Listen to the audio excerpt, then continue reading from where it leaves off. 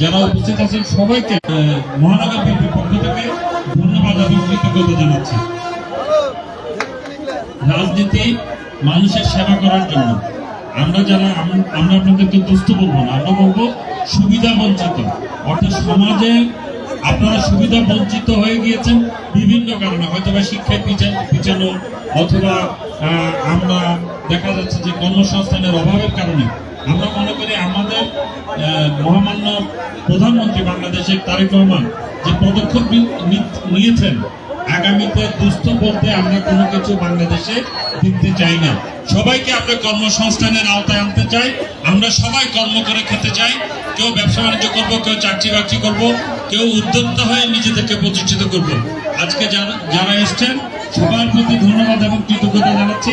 আমি এই বলে আমি আমার বক্তব্য শেষ করছি, যেহেতু এখানে অনেকক্ষণ হয়েছে আপনারা অপেক্ষা করছেন। আল্লাহ হাফেজ, বাংলাদেশ জিন্দাবাদ।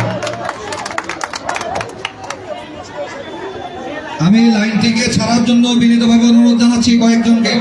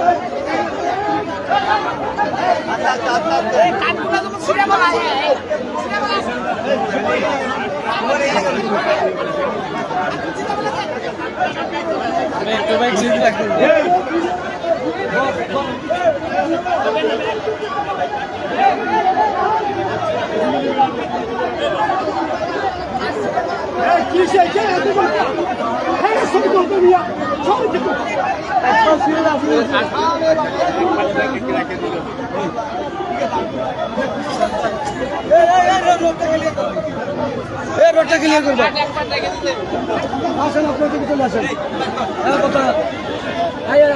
আপনারা যদি না আমরা সামনে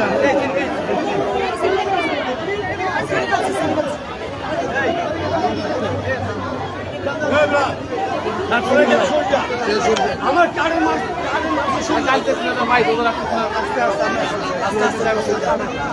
আস্তে আস্তে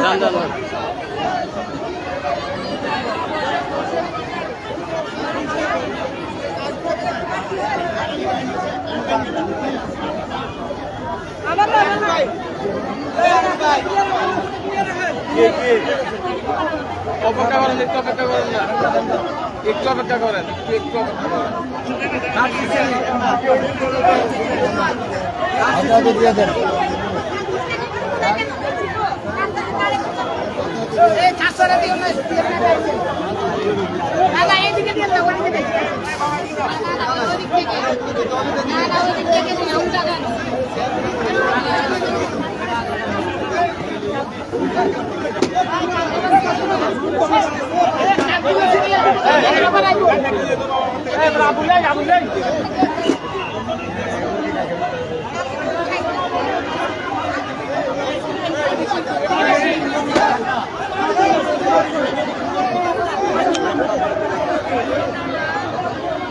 হ্যালো, একটু লাইন ধরে ধরে আসেন, সবার জন্য পর্যাপ্ত পরিমাণ আছে।